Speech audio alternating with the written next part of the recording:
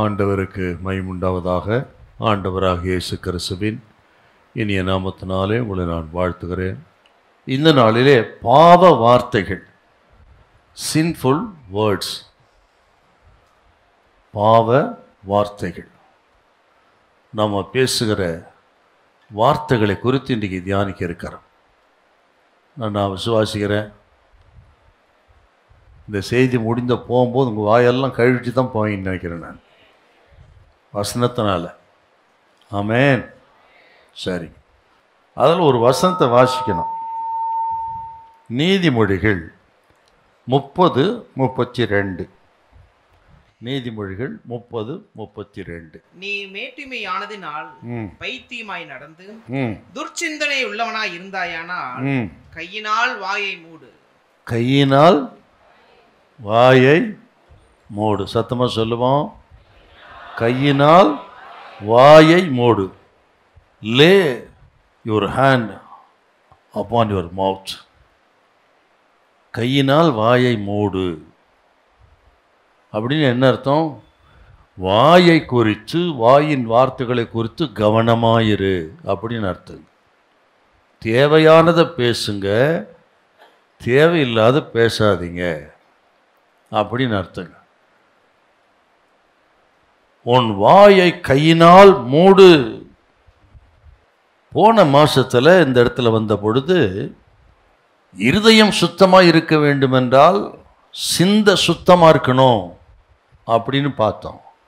சுத்தமான சிந்தை தான் சுத்தமான இதயத்துக்கு அடையாளம். இந்த நாளிலே சுத்தமான இருதயத்துக்கு அடையாளம் சுத்தமான வார்த்தைகள். உங்கள் வார்த்தைகள் சுத்தமாக இருந்தால், உங்கள் சிந்தனை சுத்தமாக இருந்தால், உங்கள் இருதயம் சுத்தமாக இருக்குதுன்னு அர்த்தம். அல்லது இப்படி சொல்லலாம், இருதயம் சுத்தமாக இருந்தால் உங்கள் சிந்தை சுத்தமாக இருக்கும், வார்த்தைகள் சுத்தமாக இருக்கும். அப்படின்னா சிந்தையும் வார்த்தையும் சுத்தமாக இருப்பதுக்கு அடையாளம் இருதயம் சுத்தமாக இருக்கிறது அப்படின்னு அர்த்தம். உங்கள் வார்த்தை சுத்தம் இல்லைன்னா இருதயம் சுத்தம் இல்லை அப்படின்னு அர்த்தம். வேற ஒன்றும் அடையாளம் இல்லை.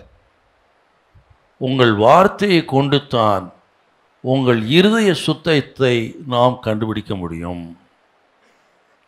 நம்மில் அநேகர் என்ன பண்ணுறோம்னா, ஏனாவு நான் என்ன வேணாலும் பேசுவேன், யார் என்ன கேட்க முடியும் அப்படிங்கிறத மாதிரி நம்ம பேசுகிறோம் இல்லையா? எவ்வளோ வேதத்தை வாசித்து தியானம் பண்ணுற நம்ம உலகத்தாரை போல ஏனாவு நான் எதையும் பேசுவேன், என்னை யார் கேட்க முடியும் என்கிறது போல நம்ம பேசுகிறோம். ஆனால் நாம் பேசுகிற ஒவ்வொரு வார்த்தைக்கும் நியாய தீர்ப்பு உண்டு என்பதை நாம் மறந்துடுறோம். நம்ம பேசுகிறோம், ஆனால் நாம் பேசுகிற ஒவ்வொரு வார்த்தைக்கும் நியாய தீர்ப்பு உண்டு. அதை முதல்ல மனசில் வைக்கணும். இஷ்டம் போல பேசப்படாது. ஏனாவு நான் எப்படி பேசுவேன்னு உலகத்தான் பேசலாம், ஆனால் நாம் பேசப்படாது. சங்கீதம் 12:4 வாசிப்போம். சங்கீதம் 12:4. அவர்கள் எங்கள் நாவுகளால் நாங்கள் மேற்கொள்ளுவோம், எங்கள் நாவுகளால் நாங்கள் மேற்கொள்ளுவோம், எங்கள் உதடுகள் எங்களுடையது, எங்கள் உதடுகள் எங்களுடையது, யார் எங்களுக்கு ஆண்டவன் என்று சொல்லுகிறார்கள். பார்த்தீங்களா? எங்களுக்கு யார் ஆண்டவர்? எங்க நாவு, நாங்க பேசுவோம் என்று அவர்கள் சொல்லுகிறார்கள். ஆண்டவருக்கு பயப்படாதவர்கள், புறஜாதிகள், குணப்படாதவர் சொல்லுகிறார். ஆனால் தேவஜனம் அப்படி கிடையாது. தேவஜனம் கர்த்தருக்கு பயந்து நாம் பேசுகிற ஒவ்வொரு வார்த்தைகளுக்கும் நியாய தீர்ப்பு உண்டு என்பதை மனதில் வைத்து கவனமா பேசணும். யோபு 13:13 வாசிங்க பாப்போம். யோபு 13:13 வாசிங்கள. நீங்கள் மௌனமாய் இருங்கள், நான் பேசுகிறேன், எனக்கு வருகிறது வரட்டும், எனக்கு வருகிறது வரட்டும் அப்படின்னு சொல்றவங்களும் இருக்கிறாங்க.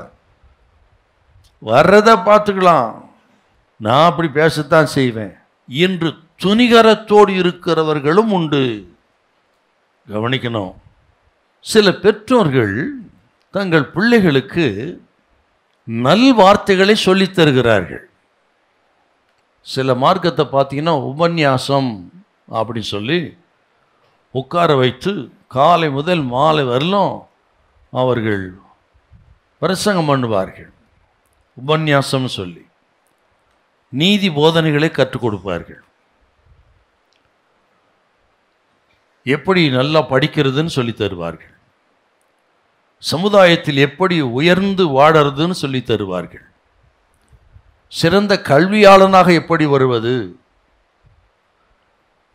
பேச்சாற்றல் மிக்கவனாக எப்படி வருவது என்றெல்லாம் சொல்லித் தருவார்கள். எத்தனை பேர், எத்தனை பெற்றோர் கர்த்தருக்கு பயப்படுகிற பயத்தை சொல்லித் தருகிறார்கள். கர்த்தருக்கு பிரியமான வார்த்தை இதுதான், இப்படித்தான் பேசணும் என்று எத்தனை பெற்றோர் தங்கள் பிள்ளைகளுக்கு சொல்லித் தருகிறார்.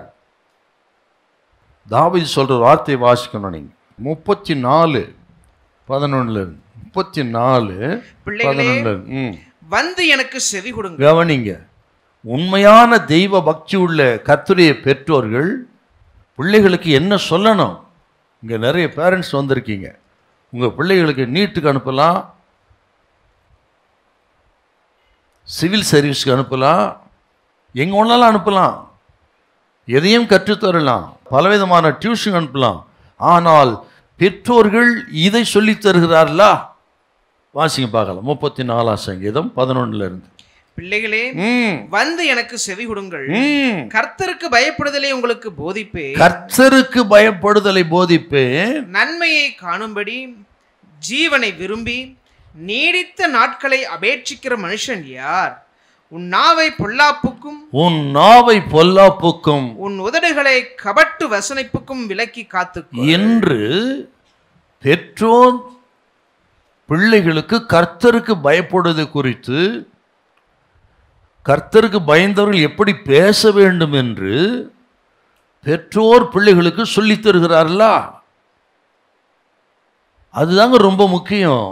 பிள்ளைகளுக்கு என்ன சொல்லித்தரோம்? நம்ம தேவையில்லாத வார்த்தைகளை பேசும்போது கண்டித்து, உணர்த்தி, சிட்சித்து தகுதியான நல்ல வார்த்தைகளை பேச கற்றுக் கொடுங்கள். அவர்கள் முதிர் வயதிலும் அதை விடாதிருப்பார்கள். ஹல்லேலூயா, ஆமென், ஸ்தோத்திரம். பிள்ளைகளுக்கு நம்ம என்ன சொல்லித் தருகிறோம்? உன் நாவை பொல்லாப்புக்கும் உன் உடல்களை கபட்டு வசனுக்கும் விலக்கி காத்துக்கொள்ளு சொல்லித்தரமா? கவனிக்கணும். உங்கள் நாட்கள் சுபிட்சமாயிருப்பதற்கு, உங்கள் எதிர்காலம் நல்லா இருப்பதற்கு, ஆண்டவர்களை ஆசீர்வதிப்பதற்கு உங்கள் வார்த்தை ரொம்ப முக்கியம். மரணமும் ஜீவனும் நாவின் அதிகாரத்தில் இருக்கிறது. நாம் பேசுகிற வார்த்தை பொறுத்துதான் மரணமும் ஜீவனும், நியாய தீர்ப்பும் வாழ்வும் நாம் பேசுகிற வார்த்தைகளை கொண்டு தான் இருக்கிறது. பேதுரு ஒரு வார்த்தை சொல்லுவார். 1 பேதுரு 3:10 கொஞ்சம் வாசிங்களேன். 1 பேதுரு 3:10 ஜீவனை விரும்பி நல்ல நாட்களை காண வேண்டும் என்று இருக்கிறவன், நல்லா கவனிக்கணும், ஜீவனை விரும்பி நல்ல நாட்களை காண வேண்டும் என்று விரும்புகிறவன் பொல்லாப்புக்கு தன் நாவையும் கபடத்துக்கு தன் உதடுகளையும் விலக்கி காத்துக் கொள்ளுகிறான். பார்த்தீங்களா? நல்ல நாட்களை விரும்புகிறவன், ஜீவனை விரும்புகிறவன் தன் உதட்டை காத்து கொள்ளுகிறான். நீதிமொழிகள் 21:23, நீதிமொழி 21:23. தன் வாயையும் தன் நாவையும் காக்கிறவன், தன் வாயையும் தன் நாவையும் காக்கிறவன் தன் ஆத்துமாவை இடுக்கண்களுக்கு விலக்கி காக்கிறான். பாத்தீங்களா? அப்ப ஆபத்து ஓத்துக்கெல்லாம் பாதுகாப்பு எங்க இருக்குங்க? உங்க நாவிலே இருக்கிறது இல்லையா? ஆகவே தான் மரணமும் ஜீவனும் நாவில் இருக்கிறதுன்னு சொல்றாரு பக்தன் யோபு 11ஆம் அதிகாரத்தில் 2வது வார்த்தை இப்படி சொல்றாரு. ஏராளமான வார்த்தைகளுக்கு உத்தரவு சொல்ல வேண்டாமோ, வாய்ச்சாலகன் நீதிமானாய் விளங்குவானோ அப்படி சொல்றாரு இல்லையா? கவனிக்கணுங்க. ஆகவே நம்ம எதிர்காலம் நன்றாயிருப்பதற்கு நமது ஆயுசு நாட்கள் நீடித்திருப்பதற்கு நாம் பேசுகிற வார்த்தைகள் மிக மிக முக்கியமானவை. ஹல்லேலூயா, ஆமென். எங்கேயாயிலும் போய் செத்து தொலை அப்படின்னு பிள்ளைகளை பார்த்தோ அல்ல கணவன் மனைவி பார்த்தோ சொல்கிறோம்னா அங்கே ஆபத்து இருக்குன்னு அர்த்தம். மரணமும் ஜீவனும் நாவின் அதிகாரத்தில் இருக்கிறது. ஜீவனை விரும்புகிறவன் கபட்டு வசனத்துக்கு உதட்டை தன்னை காத்து கொள்ள வேண்டும். விளையாட்டு கிடையாதுங்க. ஆண்டவர் சேர்த்துக்கிட்டே வருவார். ஒரு காலகட்டத்தில் நியாய தீர்ப்பு வந்தால் தப்பிக்கவே முடியாது. நான் என் வார்த்தை சொல்லலை, கர்த்தருடைய வார்த்தை. ஆகவே இந்த நாளில் சுற்றி விட்டு வந்திருக்கிறோம். ஆகவே கேட்டு நம் நாவை குறித்து நாம் ரொம்ப கவனமாக இருக்கணும். இதெல்லாம் அறிந்த பக்தன் தாவீது பயப்படுறாருங்க. நம்ம தான் பயப்படுறது கிடையாது. அவர் என்ன பயப்படுறாரு? வாசிக்க பார்க்கலாம். நீங்கள் 39ஆம் சங்கீதம் முதல் வசனமா 141:3 இதெல்லாம் வாசிங்கன்னா பயப்படணும். நீங்கள் 39:1 என் நாவினால் பாவம் செய்யாதபடிக்கு நான் என் வழிகளை காத்து துன்மார்க்கன் எனக்கு முன்பாக இருக்குமட்டும் என் வாயை கடிவாளத்தால் அடக்கி வைப்பேன். என் வாயை கடிவாளத்தால் அடக்கி வைப்பேன். அடக்க முடியல அவரால நாவ. ஆகவே இப்படி சொல்றாரு. எப்படி ஒரு குதிரைக்கு கடிவாளம் முக்கியமோ, அடங்காத குதிரையை கடிவாளம் போட்டு அடக்குவார்கள், அதை போல என் நாவை ஒரு கடிவாளத்தால் அடக்குகிறேன். முடியல, அடக்க முடியல. நாவை அடக்க ஒருவனாலும் கூடாது. யாக்கோபு சொன்னார். அப்படி அது எப்படி இருக்குதான், கப்பலுக்கு சுக்கான் போல, குதிரைக்கு கடிவாளம் போல அப்படிலாம் சொல்லிட்டு, நாவும் ஒரு நெருப்பு அப்படி சொல்லிட்டு நாவை அடக்க ஒருவனாலும் கூடாது. ஆகவே தான் தாவீது பயப்படுறாருங்க. பயந்து என் நாவை கடிவாளத்தினால் அடக்குகிறேன், அடக்க முடியல சுவாமி. அதோட இன்னொரு வசனம் பாரு, 141:3 வாசிங்களேன். கர்த்தாவே, கர்த்தாவே என் வாய்க்கு காவல் வையும், என் வாய்க்கு காவல் வையும், என் உதடுகளின் வாசலை காத்துக்கொள்ளும். அடக்கி அடக்கி பார்க்கிறாருங்க, நாவை அடக்க முடியல.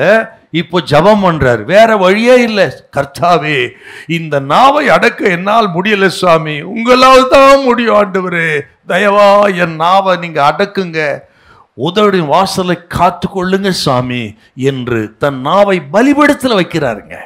அந்த அளவுக்கு நாவு பொல்லாதது, அந்த அளவுக்கு வார்த்தை நம்மால் கட்டுப்படுத்த முடியாதது, நம்மையும் மீறி செயல்படக்கூடிய நமது அவயங்களிலே பிரதானமான ஒன்று இந்த நாவு. ஆகவே தான் இந்த நாவை குறித்து கவனமா இருக்கணும். பக்தன் தாவீது பாருங்க, முடியாத பட்சத்தில் கடிவாளம் போட்டு அடக்குவேன்னு சொல்றாரு, அப்போ முடியல. இப்போ தன்னுடைய நாவை பலிபீடத்தில் வைத்த ஆண்டவரே, என் உதடுகளை வாசலை காத்துக்கொள்ள எனக்கு 20,000 என்று தேவ சமூகத்தில் ஒப்பு கொடுக்கிறாருன்னா, நாம் நாவை குறித்து சாதாரணமாக நினைக்கிறோம், சாதாரணமாக பேசுகிறோம். பக்தருடைய வார்த்தையை பாருங்கள். ஆகவே தான் யாக்கோபு சொன்ன அருமையான வார்த்தை. யாக்கோபு 3ஆம் அதிகாரம் 3-8 வாசிங்க. பிறகு 8 மட்டும் வாசிங்கப்பா. யாக்கோபு 3:8. நாவை அடக்க ஒரு மனுஷனாலும் கூடாது, அது அடங்காத பொல்லாங்கு உள்ளது, அது அடங்காதது, சாவுக்கேதுவான விஷம் நிறைந்ததுமாயிருப்பா. அது அடங்காதது, அடங்காப்படாரின்றமே நாவுதாங்க. டேய், நீ வீட்டுக்கு அடங்கல, ஊர் ஒன்று அடக்கிடமுடா அப்பா சொல்லுவார் பையனை பார்த்து. வீட்டுக்கு அடங்காதவன ஊர் அடைக்கணும். அப்போ அதான் போலங்க இந்த நாவு. ஆகவே ரொம்ப கவனமாக இருந்து உங்கள் நாவை காத்து கொள்ள வேண்டும். இன்றைக்கு இந்த செய்தி முடியும் பொழுது எல்லாரும் வாயை கழுவிட்டு போகணும். அல்லேலூயா. வசனத்தினால அல்லேலூயா. ஆமே, தண்ணினால இல்லை. ஆக வசனத்தை கேளுங்க. ஸ்தோத்திரம். உங்களை ஒரு பரிசுத்தப்படுத்தி பலிபீடத்தில் நிற்க வையுங்க. இந்த செய்திக்கு பிறகு உங்களுடைய ஆவிக்கிற வாழ்க்கையில் ஒரு பெரிய மாற்றம் உண்டாகுன்னு நான் விசுவாசிக்கிறேன். ஹல்லேலூயா. ஆமே. இந்த மொபைல் வந்த பிறகு நம்ம வார்த்தையெல்லாம் பேச்செல்லாம் ரொம்ப அதிகமாகிருச்சுப்பா.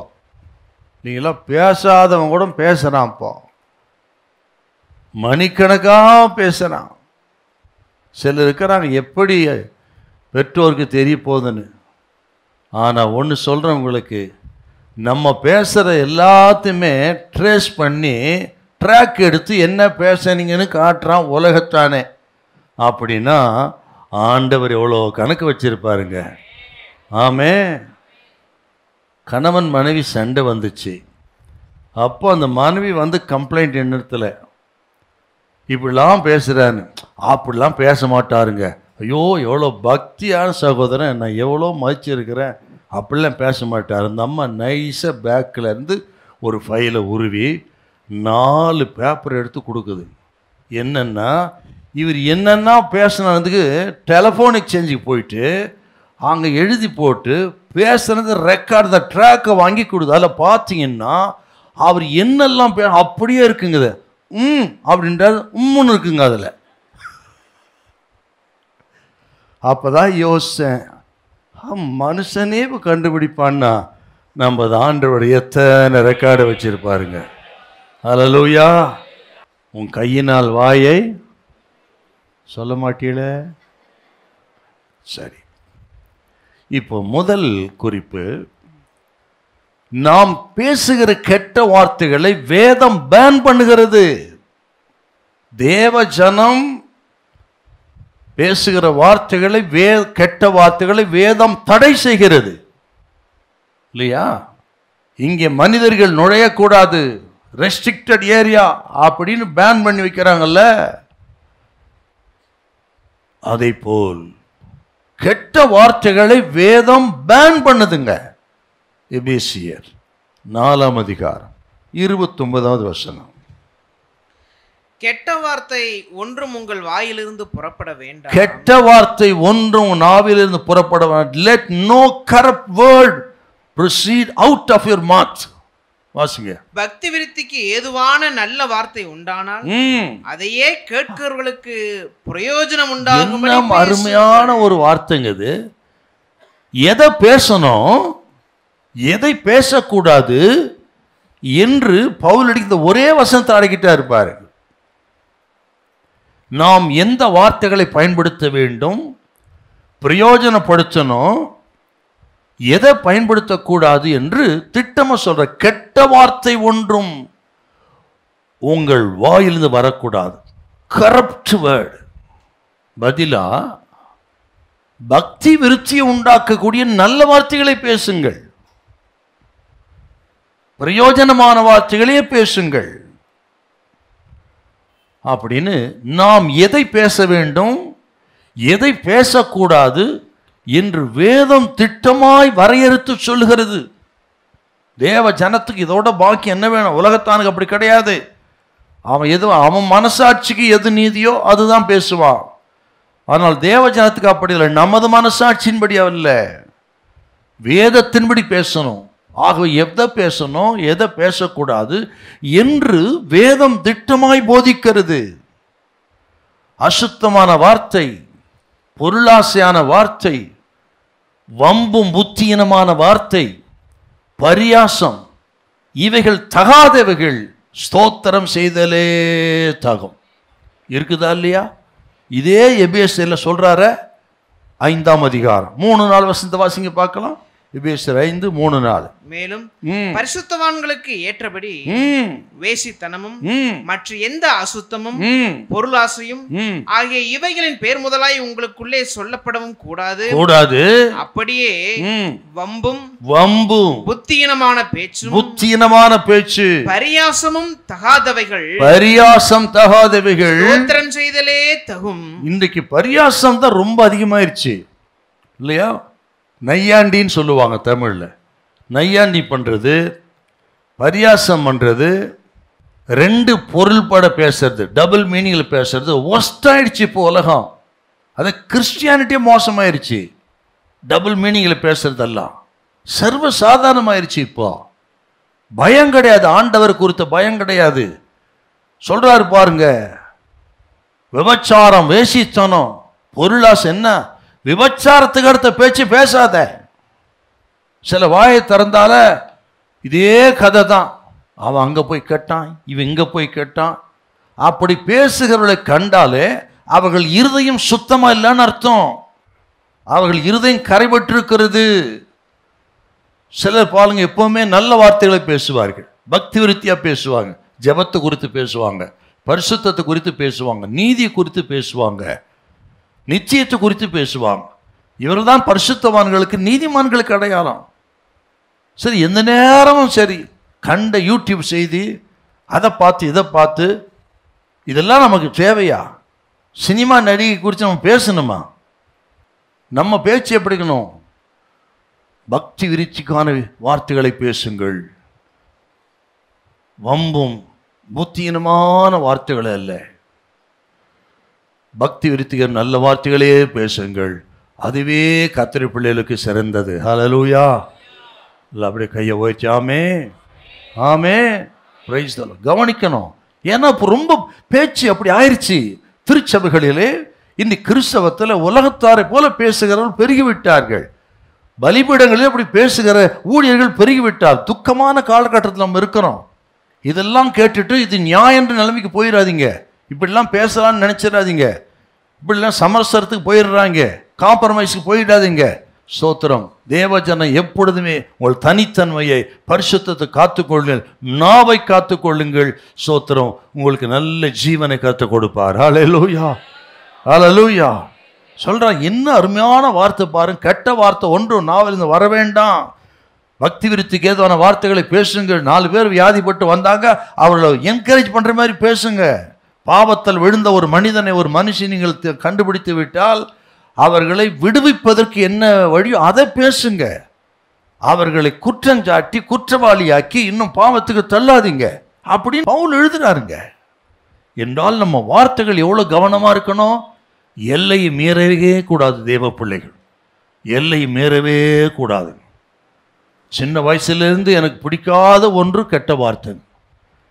அது மட்டும் எனக்கு பிடிக்கவே பிடிக்காதுங்க. சின்ன குழந்தையிலேருந்து எங்கள் அப்பா ஒரு முறை தகாத வார்த்தை பேசிட்டாரு. அரளி விதை எடுத்து சாப்பிட்டேன். நான் 2 அரளி எடுத்து அரைச்சி சாப்பிட்டேன். நான் எப்போ? நான் ஒரு 7வது படிக்கும்போது. ஏன் சொல்கிறேன்னா, தேவ ஜனத்துக்கு இந்த வார்த்தைகள் ஜீவனுக்கீடானது. கவனமாக இருக்கணும். கணவன் மனைவி பிரச்சனை வந்தால் எதை பேசணும், எதை பேசக்கூடாது சொல்கிறார். பக்தி விருத்திக்கு அது நல்ல வார்த்தைகளை பேசுங்கள். அப்புறம் சொல்கிறாரு பாருங்க, வாசிங்க பார்க்கலாம். கொலோசியர் 4ஆம் அதிகாரம் 6வது வசனம். எப்படி வார்த்தை இருக்கணும்? கொலோசியர் 4:6.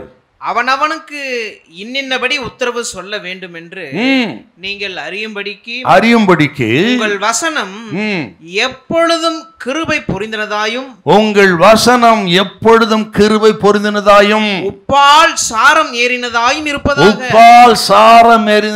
இருப்பதாக. இல்லையா? நம்ம வசனம் எப்படி இருக்குமா? கிருபை நிறைந்த வார்த்தைகள். என்ன கிருபை நிறைந்த வார்த்தைகள்? பயப்படாத பிரதர், கலங்காதீங்க சிஸ்டர், கர்த்தர் பார்த்து கொள்வார், கர்த்தர் நடத்துவார். அவரால் ஆகாத காரியம் என்ன? அவரால் எல்லாம் கூடும். ஒருத்தர் ஃபோன் பண்ணாங்கன்னா உடனே பிரச்சனை கேட்டு அதுக்கு பதில் இப்படி பேசணும். பயப்படாதீங்க, ஆண்டவரால் ஆகாத்து என்ன இருக்கிறது? அவரால் ஆகும். ஜெபிப்போம் பிரதர், ஜெபிப்போம் சிஸ்டர், நம்ம ஆண்டவர் பெரியவர் என்று கிருபை நிறைந்த வார்த்தைகளை பேசுங்கள். அப்புறம் உப்பால் சாரமேற்றப்பட்ட வார்த்தை அப்படி என்ன அர்த்தம்? ஒரு சாப்பாட்டுக்கு அல்லது ஒரு இறைச்சிக்கு நீங்கள் உப்பு போட்டு சாரமேட்டு எவ்வளோ டேஸ்ட் இருக்குங்க இல்லையா? உப்பு போட்டு நீங்கள் சமைச்சா ஒரு மட்டனுக்கு சிக்கனுக்கு எவ்வளோ சாரமேறி எவ்வளோ டேஸ்ட் கொடுக்குது. அதே போல் நம்ம வார்த்தைகள் கேட்கிறவர்களுக்கு இனிமையாக இருக்க வேணும், கேட்கிறவர்களுக்கு சுவையாக இருக்கணும். எப்படி இது மட்டனோ சிக்கனோ ஆகாரங்கள் சுவையாக இருக்கிறோம், அதே போல் நம் மூலம் பேசப்படுகிற வார்த்தைகள் கேட்கிறவர்களுக்கு ரொம்ப இனிப்பாக இருக்கணும், சுவையாக இருக்கணுங்க. அதை தான் சொல்கிறார், உப்பால் சாரமேற்றப்பட்ட வார்த்தை. அப்படி இல்லைன்னா என்ன ஆகணும் சொல்கிறாரு. அப்படிப்பட்ட வார்த்தை பேசலைன்னா அப்பா இயேசு சொல்கிறாரு பாருங்க. ஸ்தோத்திரம். லூக்கா சுவிசேஷம் 14:35. லூக்கா 14:35. உப்பு நல்லதுதான், உப்பு சாரமற்று போனால் எதினால் சாரமாக்கப்படும்? அது நிலத்துக்காயிலும் எருவுக்காயிலும் உதவாது. அதை வெளியே கொட்டி போடுவார்கள். உப்பு சாரமற்று போனால் அது எருவுக்காகும். இந்த வார்த்தை என்னைக்குதான் யோசிக்கிறா நீங்க? நம்ம வார்த்தைகள் சுத்தமான வார்த்தை இல்லைன்னா, உப்பால் சாரமேற்றப்பட்ட வார்த்தை இல்லை என்று சொன்னால் அது எதுக்கு சமமா? மாட்டு சாணிக்கு சமம். எருனா என்னங்க? அந்த காலத்தில் எருனா மாட்டு சாணம் தான். உங்கள் வார்த்தைகள் அடுத்த வரை பக்தி விருத்தி உண்டு பண்ணல, கிருபை நிறைந்த வார்த்தைகளா வரல, அடுத்தவரை அவர்களை உற்சாகப்படுத்தலைன்னா அந்த மற்ற வார்த்தைகள் மாட்டு சாணத்துக்கு சமம். இதோட என்ன சொல்றேன் நான்? கவனமா இருக்கணுங்க, கவனமா இருக்கணும். சில வார்த்தைகள் கடினமாக தாங்க இருக்கும். என் ஸ்டைல் அப்படித்தான். இந்த பூசி மெழுகிறதெல்லாம் நமக்கு ஆகாது. ஒரு விசுவாசி தன்னுடைய வார்த்தைகளை கடிவாளம் போட்டு அடக்கலைன்னா, நல்லா கவனிக்கணுங்க, கடிவாளம் போட்டு அடக்கலைன்னா அவன் பக்தியே வீண். நாவ அடக்க முடியல, தகாத வார்த்தை, தடிப்பான வார்த்தை, கெட்ட வார்த்தை பேசினா அவன் பார்வைக்கு பக்திமானா இருக்கலாம், வெள்ளஞ்சல்லியமா இருக்கலாம், நீதிமானா இருக்கலாம். பார்வைக்கு பயபக்தியோடு வந்து எனக்கும் அப்பம் கொடுங்கோ, எனக்கும் திராட்சத்தை வாயில ஊத்துங்கோ அப்படின்னு கேட்கலாம். ஆனால் கடிவாளம் போட்டு தன் வார்த்தையை அடக்காதவன் அவன் பக்தி வீணான ஒரு பக்திங்க. நான் சொல்லலைங்க, வேதம் சொல்லுகிறது. வாசிக்கலாமா? யாக்கோபு 1:26. 1:26. உங்களில் ஒருவன் தன் நாவை அடக்காமல் தன் இருதயத்தை வஞ்சித்து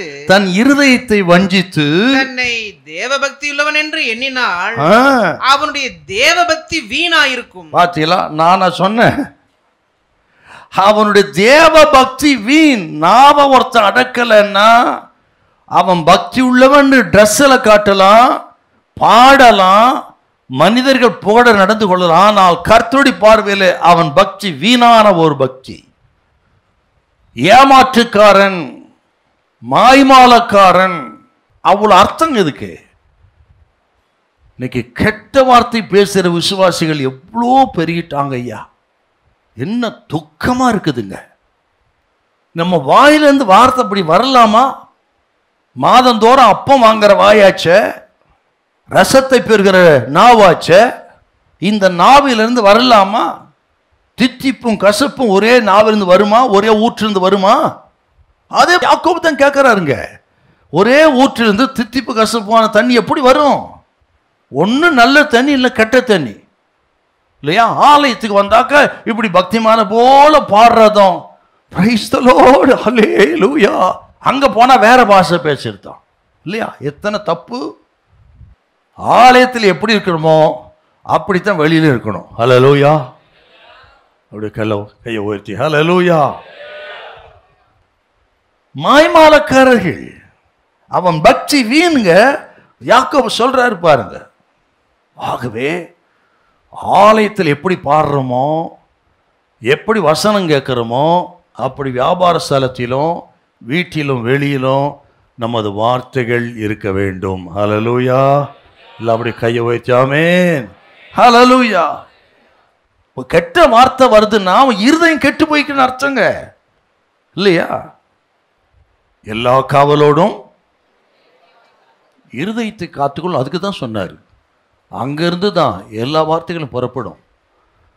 ஆக இருதயம் சுத்தமாக இருந்தால் உங்கள் வார்த்தைகள் எப்பவும் சுத்தமாக இருக்கும். ஆகவே கர்த்தர் பார்க்கிற உணர்வோடு இப்பொழுது மட்டுமல்ல, எப்பொழுது நம்ம என்ன பண்ணோம்னா, இது மாதிரி நேரங்களை கேட்கும் போது 1 நாள் 2 நாள் நல்லா இருப்போம். அப்புறம் 3ஆவது நாள் நம்ம ஆட்டம்தான் இல்லையா? ஆஸ்பத்திரியில் டாக்டர்கிட்ட போகும்போது ஆப்ரேஷன் பண்ண 2 நாள் இதெல்லாம் பண்ணக்கூடாது டாக்டர், பண்ணவே மாட்டேன். ஆப்ரேஷன் பண்ணுற அன்னைக்கு 2 நாள் இல்லையா? இது மேல் இப்படி பண்ணக்கூடாது, பண்ண மாட்டேன், பீடி பிடிக்காத, அதை பண்ணாத, பண்ணவே மாட்டேன் டாக்டர். 2 நாள் தான், அப்புறம் அவன் ஆட்டம்தான். அதை போல்தான் இன்றைக்கு விசுவாசி இருக்கிறார்கள். ஆலயத்துக்கு வரும்போது இப்படி நேரங்களில் மட்டும்தான், 2 நாள் கழிச்சா மறுபடியும் ஆட வேண்டியது. தப்பு. அவன் பக்தி வீண்.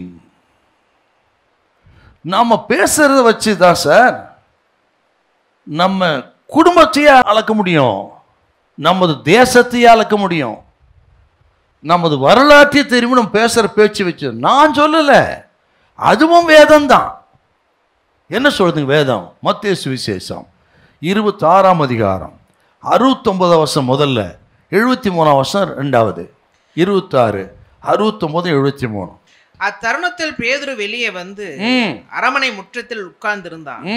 அப்பொழுது வேலைக்காரி ஒருத்தி அவனிடத்தில் வந்து, நீயும் கலிலேயனாகிய இயேசுவோடு கூட இருந்தாய் என்றாள். நீயும் கலிலேயனாகிய இயேசுவோடு கூட இருந்தாய். ஏன்னா சற்று நேரத்துக்கு பின்பு அங்கே நின்றவர்கள் பேதுருவிடத்தில் வந்து, மெய்யாகவே நீயும் அவர்களில் ஒருவன், உன் பேச்சு உன்னை வெளிப்படுத்துகிறது. உன் பேச்சு, நீ பேசுற பேச்சை பார்த்தா நீ கலிலேயன் என்று விளங்குகிறது அப்படிங்கிறாங்க.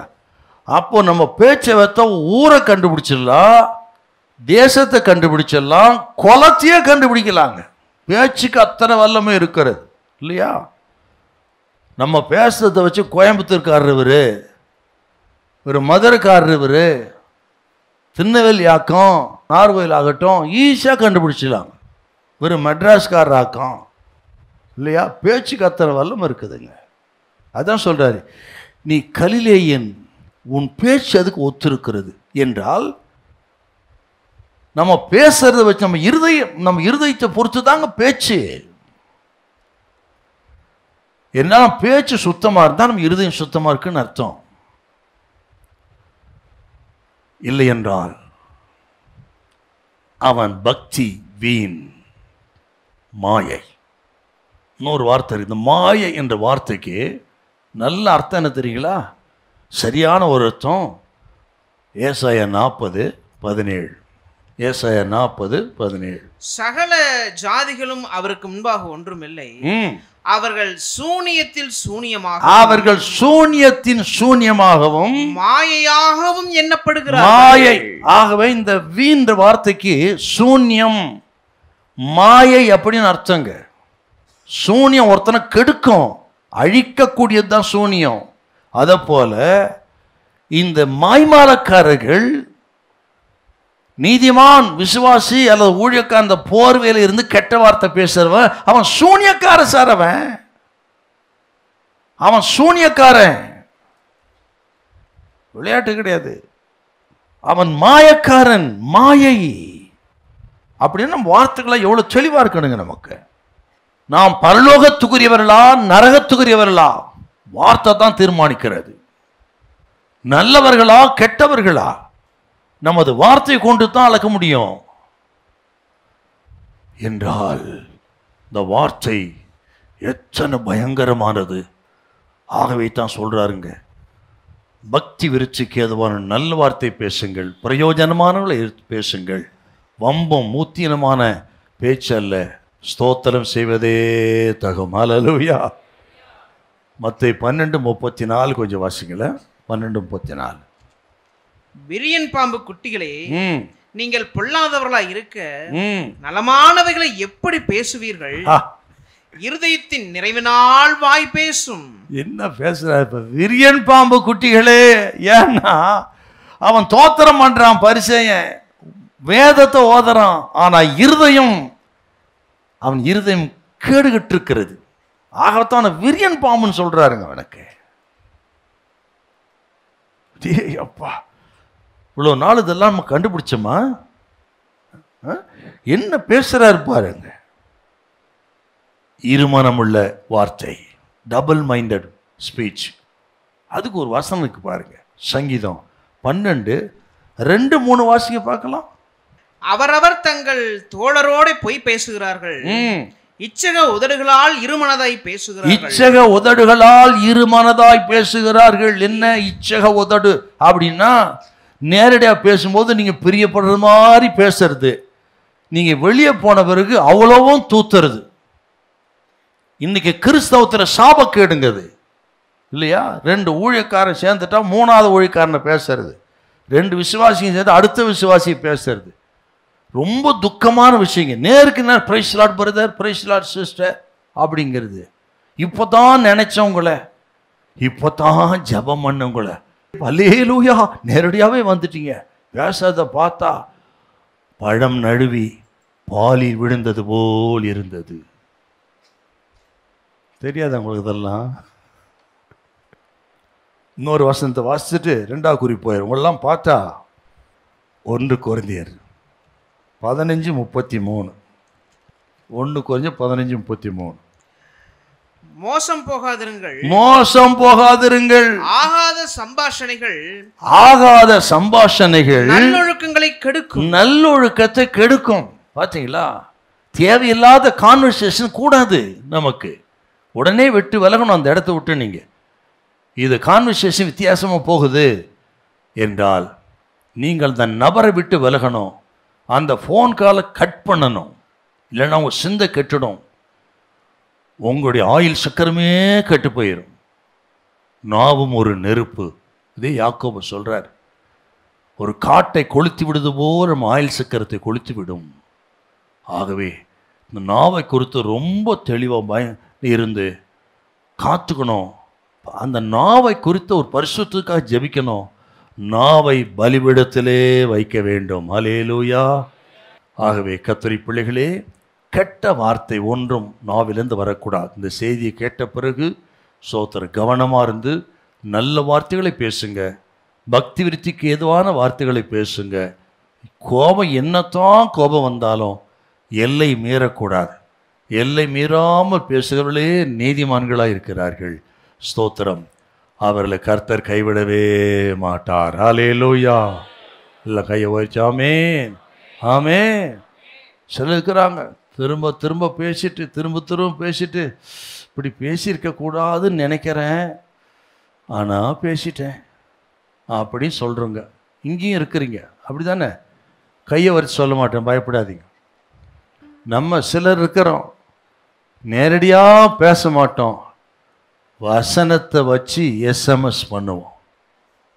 அப்படி தானே இல்லையா? மாயக்காரனே உனக்கு ஐயோ. நேரடியாக பேச மாட்டோம், வசனத்தை வைத்து பேசுகிற பயங்கரமான நீதிமான்கள். அல்லேலூயா. ஆமே. 2வது, நல்ல நாவு நல்ல மருந்து. கெட்ட வார்த்தை ஒன்றும் நாவிலிருந்து புறப்படாதே. வேதம் கெட்ட வார்த்தையை பேன் பண்ணுகிறதுன்னு பார்த்தோம். நல்ல நாவு நல்ல மருந்து. நீதிமொழிகள் 12:18. பட்டய குத்துகள் போல் பேசுகிறவர்களும் உண்டு, ஞானம் உள்ளவர்களுடைய குத்து போல் பேசுகிறவர்களும் உண்டு. எவ்வளோ பயங்கரமான வார்த்தைங்க இது. சில பேசினா சில சொல்லுவாங்க, பார்த்தி அவன் பேசுனதுக்கு தூக்கு மாட்டி செத்து இருக்கணுங்க. நான்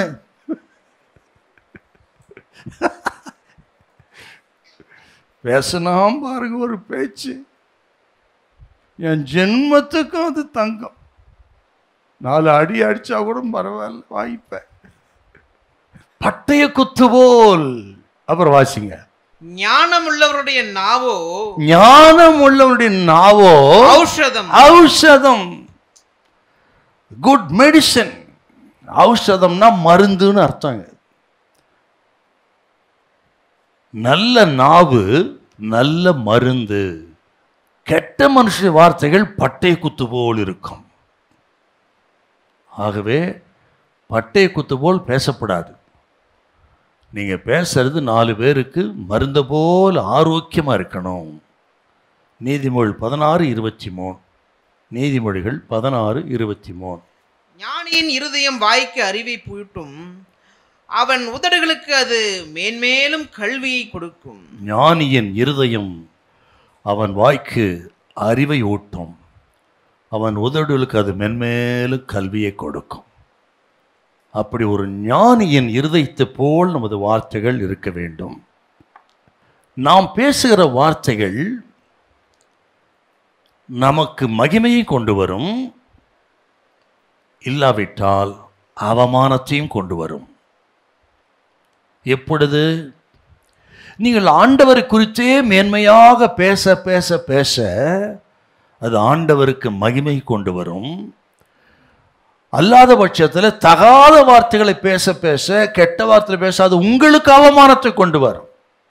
இப்போ சில வசனத்தை சொல்லுவேன், வசனம் தாங்க. ஆகவே தான் சொன்னேன், நாவின் வார்த்தைகள் மகிமையும் கொண்டு வரலாம், நமக்கு அவமானத்தையும் கொண்டு வரலாம்.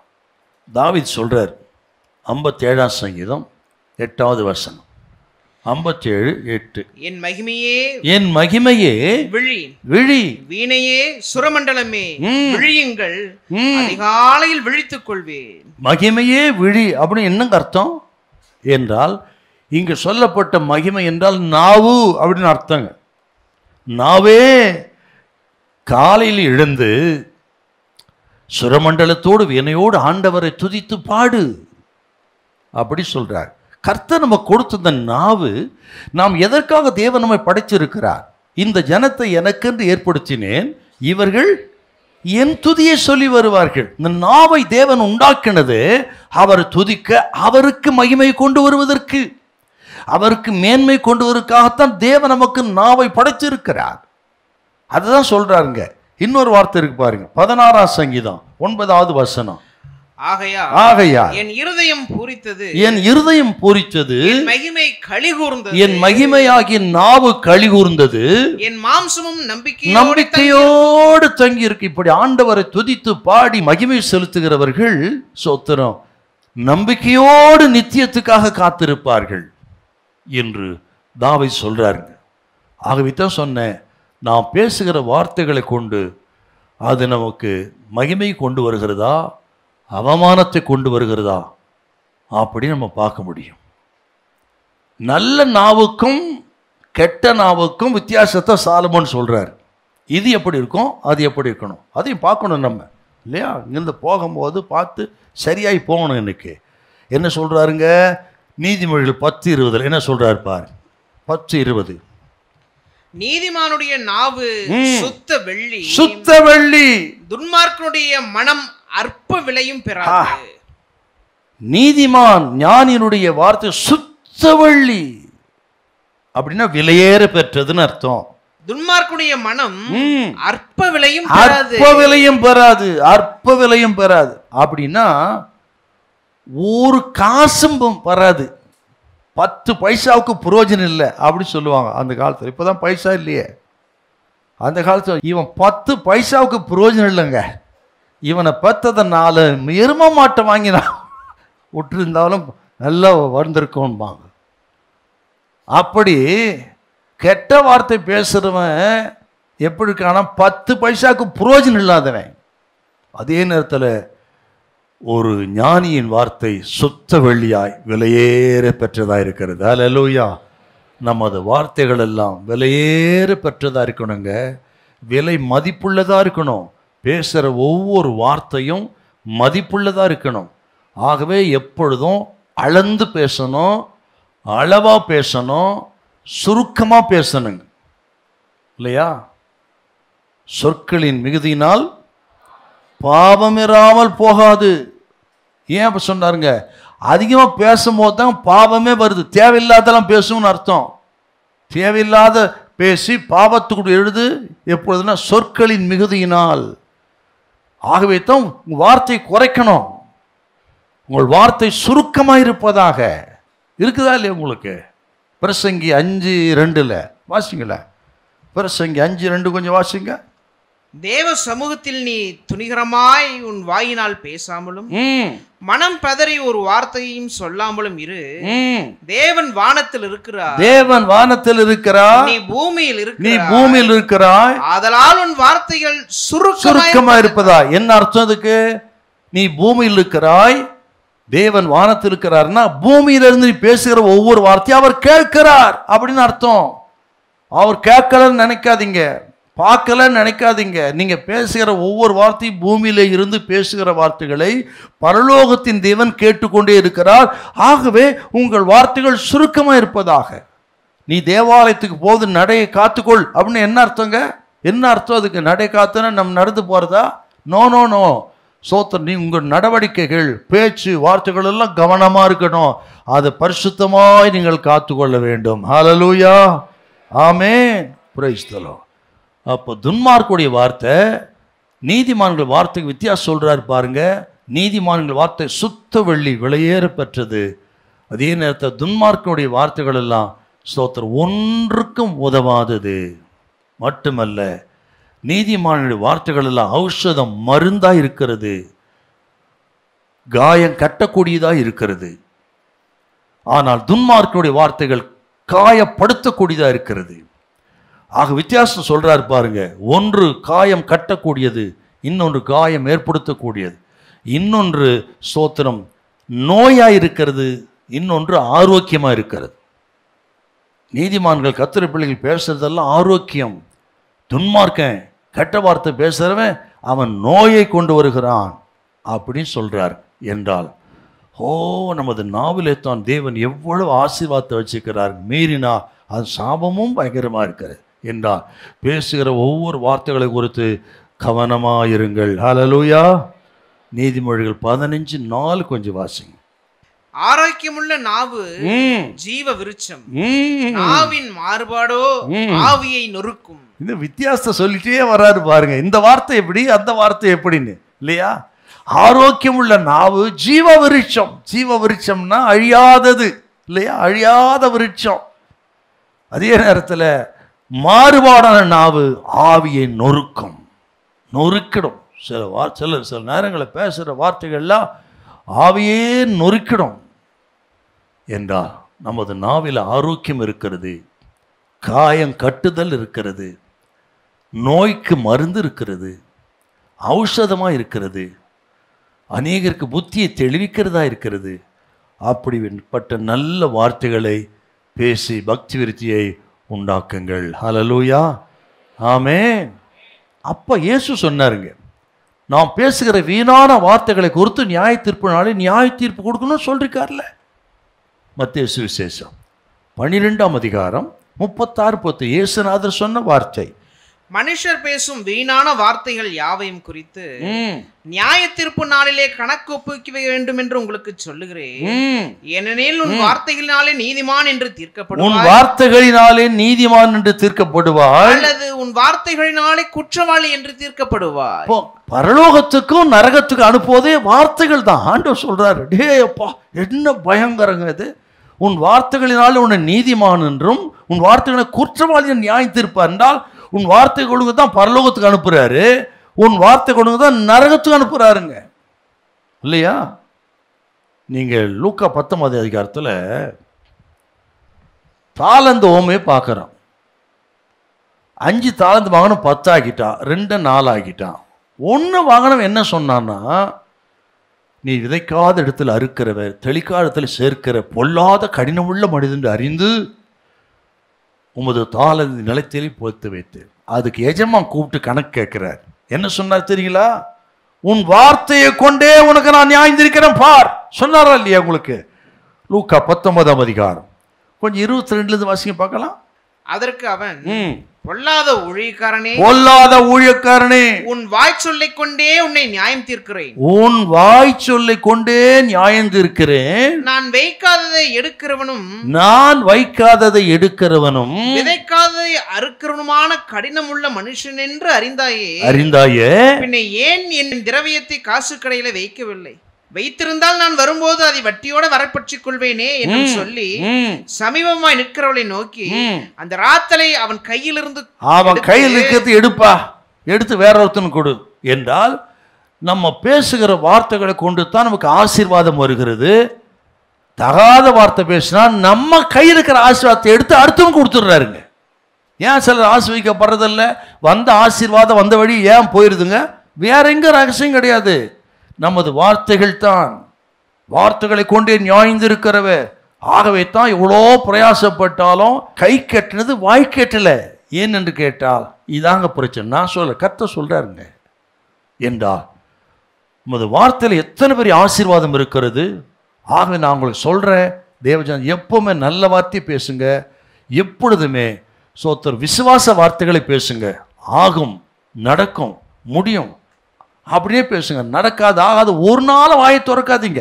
என்னத்தான் சூழ்நிலை. உண்மையை நான் சொல்லுகிறேன், 2 விஷயத்தில் நான் இன்ன வரலும் தவறாமல் இருக்கிறேன். ஒன்று என்னன்னு கேட்டிங்கன்னா, அவர்கள் வியாதிப்பட்டு சாகர நிலைமைக்கு போய் டாக்டர் ஆல்மோஸ்ட் ஒரு செத்துட்டான்னு சொன்னா கூட நான் செத்துட்டான்னு சொல்ல மாட்டேன், ஜெபம் பண்ணவும் தான் சொல்லுவேன். இன்னை வரலும் ஃபாலோ பண்ணுறது நான். அப்படியே கடைசி மூச்சு இழுத்து கொடுத்தாலும் எல்லாம் சொல்லி எல்லாரும் போட்டு ஆம்புலன்ஸ் வர சொல்லிட்டாலும் அங்கே நின்று கர்த்தாவே இவருக்கு ஜீவனை கொடுத்ததுக்காக ஸ்தோத்திரம்னு சொல்லுவேன் நான். ஹல்லேலூயா. அப்படிப்பட்டவருக்கு ஜீவனை கத்த கொடுத்திருக்கிறா. ஹல்லேலூயா. ஒரு வீட்டுக்கு போயிருந்தோம் போன வார்த்தை நாங்கெல்லாம். அவங்க ஒரு சாட்சி. அந்த பையன் ஆக்சிடெண்ட் ஆயிடுச்சு. ஆக்சிடெண்ட் ஆகி ஆஸ்பத்திரியில் இருக்கிறான். டாக்டர் பார்த்துட்டு ரத்த ஓட்டமே இல்லை அப்படின்னுட்டார். இப்போ ரத்தம் ஓட்டம் இல்லைன்னா அழுகி தான் போகும், காலத்தை எடுக்கணும் சொன்னாங்க. அந்த பையன் கையில் ஃபோனை கொடுங்கோ அப்படின்னு. ஹாஸ்பிட்டலில் அவன் இருக்கிறது மெட்ராஸில். ஃபோனை கொடுத்தாங்க. தம்பி ஜெபம் பண்ணுறேன், ரத்தம் ஓட்டலாம் வரும் தம்பி, ஒன்றும் பயப்படாதுன்னு. அப்படி ஜெபம் பண்ணி முடிச்சுங்க. கொஞ்ச நேரத்தில் அந்த பையனை சொல்கிறான், ரத்தம் ஓடுறதே எனக்கு தெரியுதுங்க நல்லா அன்னைக்கான். அந்த வீட்டா சொன்ன சாட்சி, ரத்தம் எனக்கு ஓடுறது எனக்கு ஆச்சரியப்பட்டு டாக்டர் என்ன அது ஆச்சரியமானு கேட்டார். நம்ம வாயிலே தான் மரணமும் ஜீவனும் இருக்கிறது. ஹல்லேலூயா. ஆகவே யார் தான் என்ன சொன்னாலும் இது பிழைக்காது நடக்காது அவ்வளவுதான் என்று சொன்னாலும் சரி, நீங்க நம்புங்க, பிழைக்கும். கர்த்தர் ஜீவனை கொடுப்பார், ஆயுசு நாட்கள் நீடித்திருக்க பண்ணுவார். அவரால் இதையே சொல்லுங்க, உங்க வார்த்தைக்கு வல்லமை உண்டு. கர்த்தர் அற்புதம் செய்யறாரா இல்லையா பாருங்க. நான் இன்னும் விசுவாசிக்கிறேன், உங்க வீடு இன்னும் லாபம் இல்லையா, வளர்ச்சி இல்லையா, இன்னிலிருந்து உங்க வாயின் வார்த்தையை திறந்து உங்க வீட்டை ஆசீர்வதியுங்கள், உங்கள் பிள்ளைகளை ஆசீர்வதியுங்கள். எல்லாம் வாயை திறந்து கர்த்தர் நடத்துவார், கர்த்தர் செய்வார். அவரால் காரியம் ஒன்றுமில்லை. வாயை திறந்து நல்லா சொல்லுங்க நீங்க. ஸ்தோத்திரம். மரணமும் ஜீவனும் நாவின் அதிகாரத்திலே இருக்கிறது. நான் விசுவாசிக்கிறேன், நிச்சயமா உங்களுடைய விசுவாசம் உள்ள வார்த்தைகளை கர்த்தர் கனம் பண்ணுவார். விசுவாச ஜெபத்து கர்த்தர் பதில் கொடுப்பார். உங்கள் வார்த்தைகளை கர்த்தர் கனம் பண்ணுவார். கர்த்தர் கைவிடவே மாட்டார். ஹல்லேலூயா. ஆமே. படிக்கிற பிள்ளைகள், காலேஜில் படிக்கிறவங்க சோத்திரம். சில பாடம்லாம் சப்ஜெக்ட் ஏறலையா, படிப்பு வரலையா, தோத்திரம் பண்ணுங்க. தானியேல் கொடுத்த ஞானத்தை எனக்கு தாரும் சுவாமி. நீங்க ஞானத்தை கொடுக்கிற ஒருவன் ஞானத்தை குறைவிழந்தா யாவருக்கும் சமூகமாக கேட்கிற தேவனத்தில் கேட்கிறவன் அப்போது கொடுக்கப்படும் நீங்க சொல்றீங்களே என்று சொல்லி நீங்க ஜெபம் பண்ணுங்க. நீங்க வார்த்தை அப்படி வையுங்க. கர்த்தர் சொல்றார், நீங்க எல்லாரும் காட்டிலும் நல்ல ஞானியா இருப்பீங்க, கூட படிக்கிறவங்களை காட்டிலும் விசேஷத்தை ஞானியா இருப்பீங்க. உங்கள் வார்த்தைகளை கர்த்தர் கனம் பண்ணுவார். ஹல்லேலூயா. எல்லாம் கைத்தடி தோத்திரம் பண்ணுங்களேன். Praise the Lord. Hallelujah. Hallelujah. Hallelujah. Hallelujah. Hallelujah. நமது இருதயம், நாவு, நமது செயல் மூணுக்கு தொடர்பு இருக்குதுங்க. இருதயத்துக்கும் நாவுக்கும் செயலுக்கும் மூன்றுக்கு ஒன்றுக்கு ஒன்று தொடர்பு இருக்கிறது. இருதயம் சுத்தமா இருந்தா நாவு நல்ல வார்த்தை பேசும். நல்ல வார்த்தை பேசினா கிரிகள் நல்ல கிரியா இருக்கும். ஆமே. ஆகவே இதை நம்புங்க. அப்படியே எல்லா வசனத்தை தான், எவ்வளோ வசனத்தை கோட் பண்ணியிருக்கேன் பாருங்க. நான் எல்லாமே கர்த்தருடைய வசனம். ஆகவே உங்கள் இருதயம் சுத்தமாக இருக்கட்டும், அதிலிருந்து நல்ல வார்த்தைகள் வரட்டும். அந்த வார்த்தைகள் உங்கள் வீட்டை உயிர்ப்பிக்கும், உங்கள் தொழிலை உயிர்ப்பிக்கும். சோத்தர் உங்களை கொண்டு பெரிய காரியங்களை கர்த்தர் செய்வார். ஹல்லேலூயா. யார் என்ன கேட்ட, எப்படி இருக்கீங்க சிஸ்டர்? ஏதோ இருக்கிறங்க, உங்கள் புண்ணியத்தில் சாகாமல் இருக்கிறங்க. இது விசுவாசிகள் அப்படி பேசுதுங்க இப்போ இல்லையா? அப்புறம் எப்படி ஆசிர்வதிப்பார்? ஏதோ அவர் புண்ணியத்திலையா? அவர் புண்ணியத்தில் அவரே 1000 நோய்வாய்ப்பட்டு வந்திருக்கிறாரு. ஆகவே கிருபையினால் நல்லா இருக்கிறேன், ஆண்டுடைய அன்பினால், தேவ கிருபையினால், பை காட்ஸ் கிரேஸ் நல்லா இருக்கிறேன் சொல்லுங்க. வாழச்சிறந்து கர்த்தர் அற்புதம் செய்கிறார் இல்லையா பாருங்க. ஹல்லேலூயா. ஆமே. எப்பவுமே ஒன்று வியாதி. இன்னொரு விஷயம், ஒரு குடும்பம் பிரிஞ்சே போகிற மாதிரி இருந்தாலும், கிட்டத்தட்ட ஆல்மோஸ்ட் 99.9 பிரிஞ்சு போகிறோம். நான் ஒருபோதும் பிரிஞ்சு போகிறதுக்கு ஜெபம் பண்ண மாட்டேன், சொல்ல மாட்டேங்க. 1000 தான் இருந்தாலும் சரிங்க, இந்த குடும்பம் வாழும், இந்த குடும்பம் நன்றாக இருப்பார்கள், இந்த குடும்பம் கட்டப்படும். கடைசி நிமிஷம் இன்ன வரல யாருக்கும் பிரிஞ்சு போகிறதுக்கு ஜெபம் பண்ணதே கிடையாதுங்க. நான் சூழ்நிலை அப்படியே இருந்தாலும் சரி பார்க்கலாம், வேறு வழியில் கோர்ட்டுக்கு போய் நீங்கள் விவாகரத்து வாங்கி தான் ஆகணும், வேறு வழி இல்லை. சொல்லவே மாட்டேங்க, வாயத்தை நினைவரலாம். இனிமேல் சொல்லாதபடி கர்த்தர் என்னை காத்துக்கொள்வாராக. அல்லேலூயா, ஆமே. நாம் பேசுகிற வார்த்தைகளுக்கு நியாய தீர்ப்பு கொடுக்கும்படி சீக்கிரம் வருகிறார் அப்படி யூதா சொல்றாருங்க. நியாய தீர்ப்பு வரலும் போது நம்ம பேச்சு. நீ குறிச்சுக்கணும், பிறகு வாசிங்க. யூதா 1:14-15 வாசித்து பாருங்க. 1:14-15 நாம் பேசின வார்த்தைகளுக்கு நியாய தீர்ப்பு கொடுக்க இயேசுநாதர் சீக்கிரம் வராராம். அப்படின்னா இவ்வளோ கவனமாக இருக்கணும். நான் உங்களை பார்த்து கேட்குறேங்க ஒரு கேள்வி. ஐஸ்வர்யவான் லாசரு சம்பவத்தில் இந்த ஐஸ்வர்யன் நரகத்தில் போயிட்டு ஒரு ஜெபம் பண்ணுறான். என்ன ஜெபம்? என் தகப்பனாகி ஆபிரகாமே, லாசருவை அனுப்பி அவன் விரலினால் நீரில் தண்ணீரில் தோய்த்து ஒரு சொட்டு தண்ணீரை எனக்கு தாவும், நான் இந்த அக்கினியில வேதனைப்படுகிறேனே. ஏன் சார் நாம மட்டாங்க சொல்லி இருக்கு? எத்தனை அவைகள் இல்லையா, கை இல்லையா, கால் இல்லையா அவனுக்கு? ஏன் நாக்க மட்டும் சொல்லியிருக்காருங்க? வெந்துகிட்டு இருக்குது சரீரம், ஆனால் என் நாவை குளிர பண்ணும். ஏன்னா லாசரும் வீட்டுக்கு முன்னாடி படுத்து கிடந்தப்போ அவனை கடுமையான வார்த்தைகளா பேசி இருக்கிறான், அவனை கண்டனம் பண்ணி இருக்கிறான். உனக்கு கை கால் நல்லா இல்லையா, போ, உழைக்க வேண்டியதானே. இன்னைக்கு நம்ம விசுவாசிங்க அப்படித்தான். உனக்கு பிச்சை போட்டா போடு, இல்லைன்னா அமைதியா உன் கையை வாயினால் மூடி போ அவர் சொன்னார். பார்த்தீங்களா? அதை விட்டுட்டு சொல்றது பாரு, வாட்டஞ்சாட்டமாக இருக்கிறான். உனக்கு பிழைக்க, உனக்கு போய் வேலை செய்ய தெரியாது. வேலை செய்ய தெரியாது ஏயா ஒன்றுத்தில் வந்து கேட்குறாங்க. இந்த ஐஸ்வர்யம் சொல்லியிருப்பான் லாசருவை, உனக்கு வேலைக்கு போக தெரில, பிச்சை எடுக்கிறிய, இது சாகலாம் அப்படின்னு சொல்லியிருப்பாங்க. ஆகவே தான் அவன் பேசின வார்த்தைகள் இப்போது நியாயந்திருக்குது நரகத்தில். ஆகவே தான் நாவு வறட்சி அவனுக்கு. இந்த நாவினால் பேசினதன் விளைவு அவன் பேசின வார்த்தைகள் அவனை நியாயந்திருக்கிறது. ஆகவே தான் சொன்ன நியாய தீர்ப்பு நரகம் பரலோகத்துக்கு கொண்டு போவதன் வாயின் வார்த்தைகள் தான். ஆகவே தான் கவனமாக இருக்கணும். நல்ல வார்த்தையாக இருந்தால் நல்ல மருந்தாக இருக்கும், ஆரோக்கியமாக இருக்கும், காயங்கட்டும், ஸ்தோத்திரம், நோயை குணப்படுத்தும். கெட்ட வார்த்தையாக இருந்தால் பட்டை குத்து போல் இருக்கும், அது நியாய தீர்ப்புக்கு தப்பாது, நரகத்துக்கே கொண்டு போயிடும். ஹல்லேலூயா. கவனமாக பேசுங்கள். கடைசியா மூன்றாவது அருமையாக யாக்கோபு சொன்ன வார்த்தை உண்டு.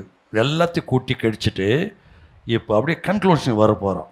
யாக்கோபு 1:19. ஆகையால் என் பிரியமான சகோதரரே, யாவரும் கேட்கிறதற்கு தீவிரமாயும்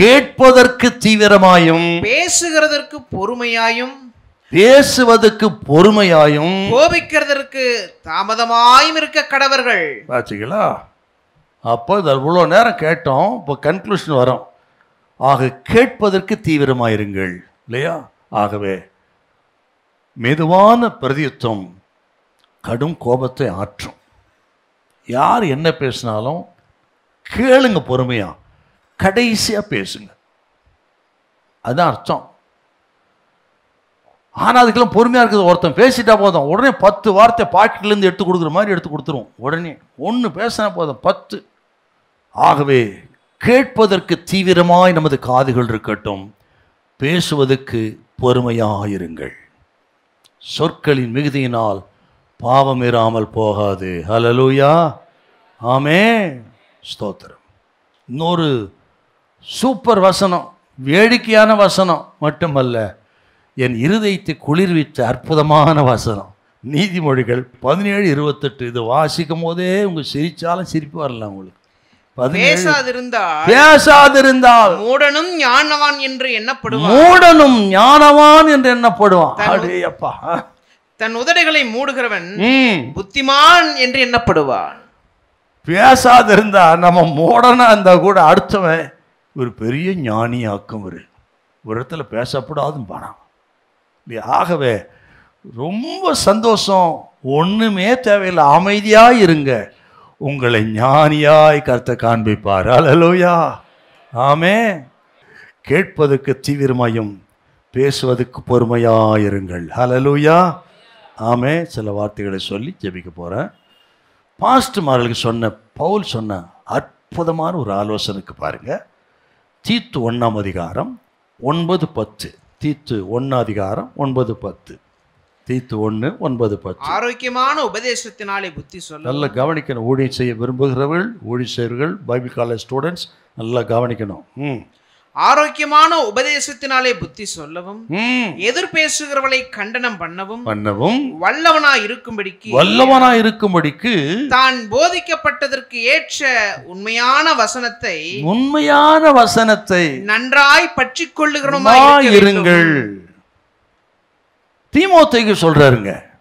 1 தீமோத்தேயு 5:13. 1 தீமோத்தேயு 5:13. அதுவும் அல்லாமல் அவர்கள் சோம்பல் உள்ளவர்களாய் வீடு வீடாய் திரிய பழகுவார்கள். சோம்பல் உள்ளவர்களாய் மாத்திரமல்ல, அலுப்புகிறவர்களாயும் வீண் அலுவற்காரிகளாயும் தகாத காரியங்களை பேசுகிறவர்களாயும் இருப்பார்கள். வீண் அலுவல் பேசாதிருங்கள், அலப்பாதீங்க.